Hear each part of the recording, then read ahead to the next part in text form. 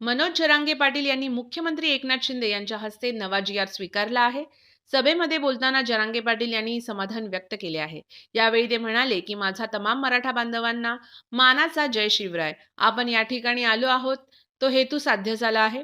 54 लाख मराठ्यांच्या नोंदी सापडल्या आहेत.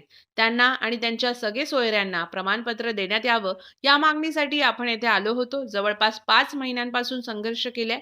सगळे सोयऱ्यांना आरक्षण मिळवण्यासाठी अध्यादेश आवश्यक होता.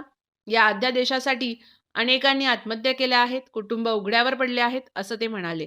अण्णासाहेब पाटलांपासून मेटे, जावळे साहेब यांचे स्वप्न पूर्ण करण्याची जबाबदारी मराठ्यांवर होती.